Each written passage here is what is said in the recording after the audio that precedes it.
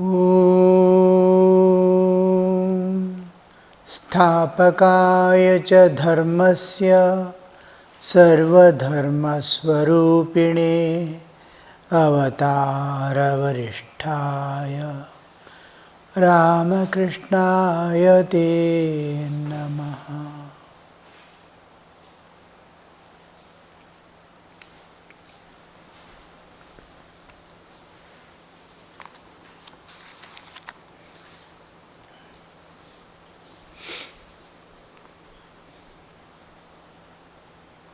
All appear to be in very joyous mood.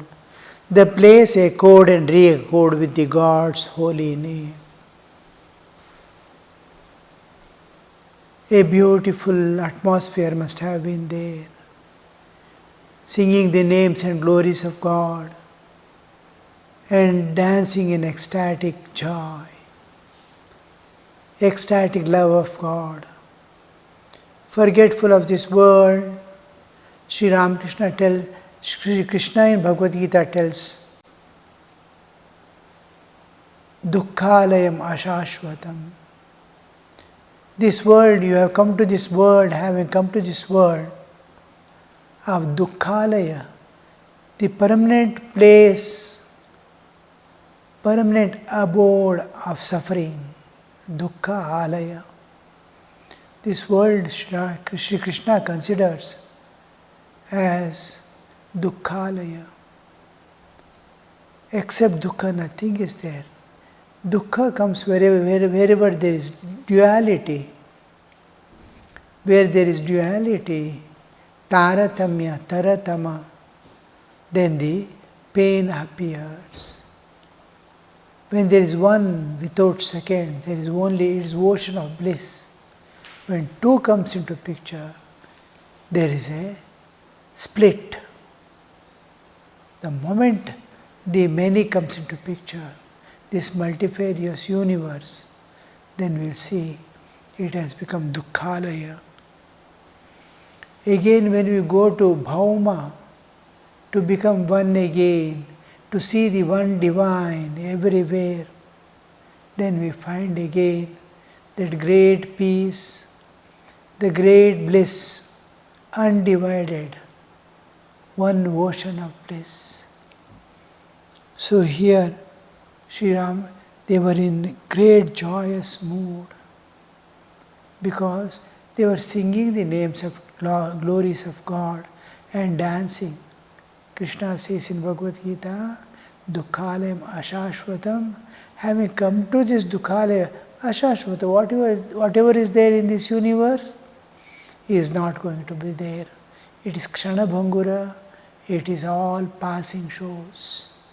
From childhood we have seen again and again how the days are going away. Every moment by moment is entering into past, never to be seen, never to be experienced again by any means. A little memory may remain and the memory too disappears with that person. What was the past will never be known. Everything enters into past and disappears. So, Ashashvata is on one side. Whatever you are seeing now won't be there after some time. The time consumes everything. Kalu Jagat Bhakshaka. It goes on consuming everything and nothing remains in the end. Again the Srishti begins. So this is constantly changing flux. So there cannot be, when everything is changing every moment, there cannot be sustained joy or peace. So it is changing. Having come to this, Mam Bhajasva, you go on thinking of me and worship me, think of me, meditate on me. Keep me in your awareness. This is what. Then what happens? Then the dukkha and sukha are eliminated for that time, as long as you are in the divine awareness. Lost in the divine awareness, you are in bliss. Coming down to the physical world of this duality, you are in dukkhalaya. So, being in this world of duality, we don't understand that we are in dukkha, we are in bandhana.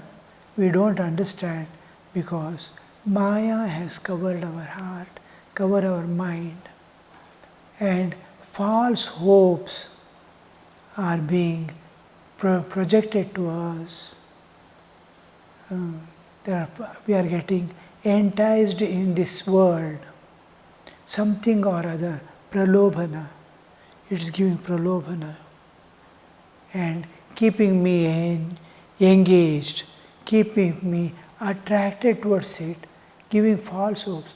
I will never get joy in this world. I will never get peace in this world. I have to transcend everything.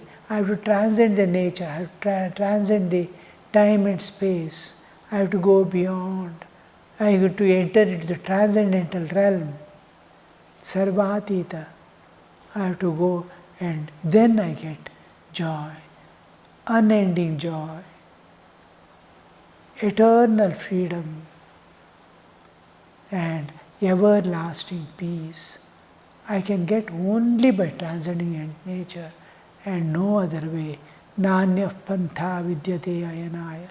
There is no other path to attain peace, to attain bliss, to attain freedom. There is no other peace except realizing God. Only Bhagavad Sakshatkara alone can give you lasting peace, lasting joy, and lasting bliss, lasting freedom. Otherwise, nothing. Vedahametam purusham mahantam adityavarnam tamasah parastat tameva viditva atimrityumeti nanyah pantha vidyate ayanaya. There is no other path, my child, there is no other path. The rishis say, Vedahametam. I knew, I have seen that the Lord of the universe, the all-pervading consciousness, I have seen by transcending the nature. Vedahamita Purusham Mahantam, the great Purusha, the great, wherever there is an object, he is present there. Wherever there is anything, he is present there. Purusha, Shayate. Wherever you find an object, wherever you find a person, wherever you find a living being, he is already there. So Purusha. Puri Sthiyate. Puri Shete. He is relaxing in the every object, every life.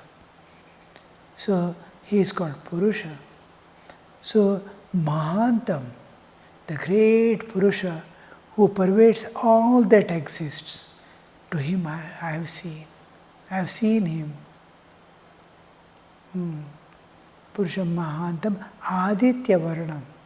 He is of glittering brilliance and there is nothing needed to see him. I need a torch at night to see a door. I need light to see this world. If light is not there, I cannot see anything. But the Purusham Mahatam is light by itself. There is no other light, intellectual light or spiritual light or no other light, physical light, torch, this, that, nothing. Sun also cannot illumine that. Na chandro bhati, na suryo bhati, na chandra tarake. There neither the sun shines, nor the moon, nor the stars. Its own glory, it shines by itself, and its shining, tasya bhasa sarvamidam vibhati. By his shining forth, revealing itself, all other things are revealing themselves. All things express themselves, project themselves to be here in this world. This every object you can see, it is revealing itself. I am here, I am here. Where from they are getting existence? Existence belongs to God. God existing, all this exists. Mirror existing, then the image exists. If mirror is not there, there cannot be an image at all. If there is no God, there cannot be a world at all. No objects, no life. So that Purusha I have seen, Purusha Mahantam, Aditya Varanam, self-luminous, and illumines everything. Tamasapparastat, beyond all types of darkness, especially the spiritual darkness. There is darkness within. When we try to meditate, turn inward, we don't see the Atman. We sit and turn inward, we see darkness. Here also, everywhere darkness we see, just because of sun, light of sun during the day, the darkness is hidden. Otherwise, there is whole universe, if you see, it is eternal darkness. It is just like Amavasya night. Everywhere. You go from here to any galaxy. Because we are on the earth, and earth is moving around the sun, and on its own axis we are having day and night. We are having time, we are having light and all. If you go away, there won't be day, there won't be night, there won't be light. All are sun also becomes a small star as you go ahead. Even the planets disappear. Sun becomes so small, like what we see, one of the stars, far off stars, we see. The whole thing, if you go away a few million light years away, and we see we are in utter darkness, eternal darkness. We are seeing all around only stars, far away. Each star to star, it's such a vast distance. We can't reach any star. So when we go away from sun, a few million light years, we understand, oh, this world is darkness. Only darkness. Here and then, small sparks of stars are there, burning, giving. As if it's light, you cannot see anything, starlight. It is this. This darkness is called Kali, the great darkness. If you penetrate into it, every object contains the Chaitanya. Every object, everything. Penetrate into darkness, you see the spiritual light. Penetrate into Kali, you will see the Saumya form of the Divine Mother. So here you see the insistence. Tameva bhantam anubhati sarvam tasya bhasa sarvamidam vibhati. Vedahametam purusham mahantam aditya varnam tamasapparastat. This is tamasapparastat. Tameva viditva atimrityumeti. Tam eva viditva. Having realized him alone, having known him, Veda to know. Having known him alone. Tameva viditva ati mrityumeti. He crosses mortality, he crosses death. He has no more death. Because he understands he was never a body. He was dwelling in this body. He was never a body. So when he knows, I am not this body, what would be the state? Tameva viditva atimrityum eti. Then he will understand, I have no death, I had no birth. All through I was there. Before the universe came into existence also I was there. Before this body came into existence also I was there. Now also I am there, independent of the body and universe. And I will be there forever. I am Atma Swarupa. I have no mortality. I don't perish. There is no vyaya, avyaya. Nothing exhausts in me. I am eternal. I am eternal. Just like a bhakta goes on telling to God, I am yours, I am yours. Lord, I am yours forever. Accept me, I am yours forever. So this self-giving, I am yours, is most important part of our life. And then, you are mine. The second stage we enter into, after self-giving, I will end here, God. There is a transformation. When my giving myself is complete, I will serve you. God belongs to me. I give myself and own the God as mine. I am yours, you are mine. Finally, it ends with I and you are one. Advaitic knowledge. Aham tavasmi, tvam mamasi, tvameva aham. Aham brahmasmi.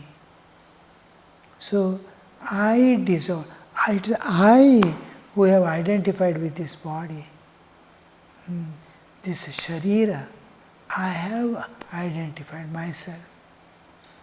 I always tell, yesterday also in Vanaprastha section, I was telling, 3 things will shake you up. 1, I am body. I am sharira. This one thing. Second thing is, situations of life shake you. Paristhiti, jivanada paristhiti, it will shake you. Deha bhava will shake you. People around will go on commenting something, expecting something, demanding something, enforcing something or the other they will be doing. That will be shaking you. He told like that, she told like this happened. I will be shaken. These 3, Deha Bhava, I am body, and Paristhiti, situations of life, they will shake me. And for bodily conditions is Deha Bhava, Paristhiti, and people around. These 3, you must become independent of those 3. Whatever paristhiti comes, it should not be able to shake you. Whatever happens to body, sharira, it should not be able to shake you. And people around, whatever they say, whatever they do, it should not be able to shake you. You must become independent of these 3.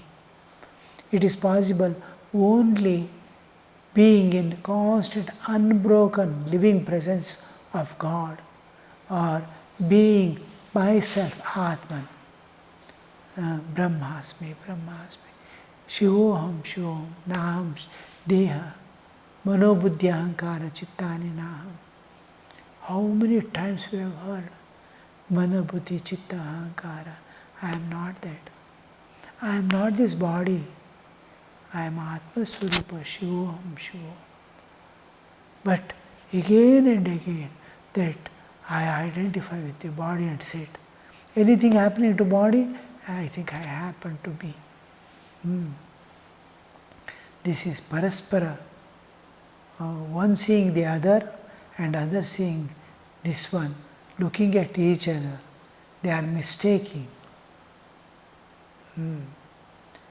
The example given is when the moon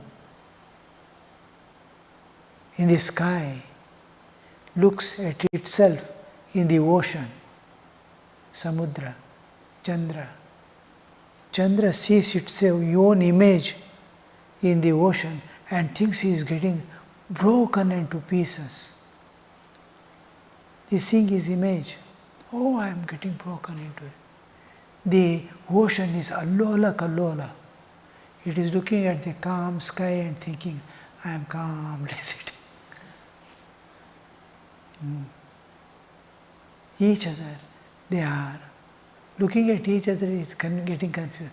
Atman is thinking, I am, the Jivatman thinks, because Sharira Bhava, Deha Bhava, it is looking into the mirror of body and thinking it is having Sukha Dukkha, Bandhana and all. And Deha is thinking, I am all right, I am enjoying. Deha is perishing every moment. It is like a burning candle. Its life is dying away. It is going to disappear. But it thinks, I am all right, I am all right, I am burning. But it is going to end. So Deha is constantly perishing. Like a burning candle, it is constantly perishing. So only joy is singing the names and glories of God and being absorbed in God. The place echoed and re-echoed with the God's holy name. What a beautiful expression, you see. What a beautiful state it should be. Everywhere that name of the God is getting reflected. When I was in those days of forest,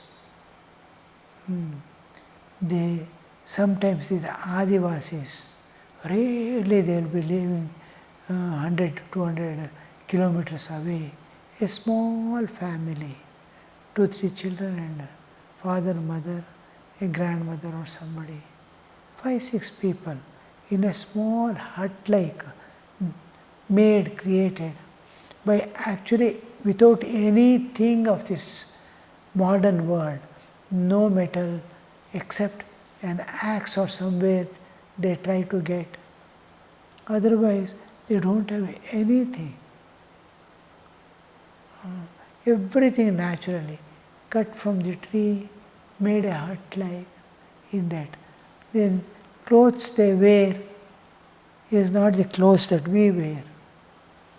They cut the grass, tie it together, large grasses, put it in the stream, keep a big stone on it.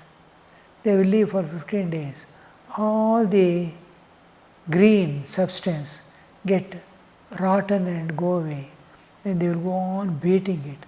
They get fine fiber. They make thread out of it just by rolling it on the thigh. And then they keep one by one. They tie a few threads, they put one by one and lifting the other, they will be weaving the cloth like. That cloth they wear. Who will give them in the forest? They don't know. They don't have matchbox. They don't even know there is something called matchbox. They use two stones and cotton in between. They hit and take out the fire and use for fire. So natural, those people. And we see how much of purity and divinity they display, and whole thing, they live one with nature, full of joy and bliss. They sometimes used to come and they will say, will you come? I will get some vegetables for you. I don't know vegetables, I don't know. They will say, we will give you fruits, you come. They will take me a few kilometers away, make me walk. And fine varieties of flower, fruits, they pluck and give. Some roots they will dig, and sweet roots, they will rub to the stone, take out the outer skin, wash in the stream water and give me. Eat and see. Anywhere, this one, if you find this plant, you can eat its root. Very difficult to identify in forest. I never tried. But then while going, they will stand and ask me to shout in a particular place. Make big sound. If I make big sound, you can hear your own voice 8 times, 10 times, echoing. We are amidst the hilly region of Madhya Pradesh. I was in Satpura range. And they will shout and show. You count how many times you hear back. 8 times, 10 times. If you do from different directions, the same thing. Sound comes, echoing, re-echoing. And once I uttered, it gets echoed from different mountains or hills or hillocks. It gets. And one sound reflected, echoed, goes to another and comes back as fine, slowly, after a long time. This is very long time. That sound has reached the another rock, another hill, and is coming back as a mild sound, echoing and re-echoing. Suppose you go stand and shout, Ram, you will be hearing 8-10 times, Ram, Ram, Ram, Ram, from different directions. So this is echoing, re-echoing. Where do we hear? Within ourselves. When singing is going on, when singing song, a beautiful song or beautifully sung name of God, in which it has become a part of your consciousness. You got absorbed in it. You forgot yourself. When everything stops, the same thing will be ringing in your ears. When you go home, it will be ringing in your ears. When you sleep, it will be ringing in your ears. Can you get lost in such a way that whatever you experience, whatever you see, go on repeating? Yes, these people used to go to Sri Ramakrishna and later on to Holy Mother, meet the direct disciples to get the experience. Whoever has met Sri Ramakrishna long to come back, say a second time, reluctant to go from there. Oh, should I leave this place and go? Should I leave this place and go? That was the feeling that they used to feel. And his sweet singing will go on ringing in their ears, in and through all activities of life, till they come back. The image will be Ninna Rupa Kannali, Ninna Dhvaniyu Kiviyali. It goes on ringing.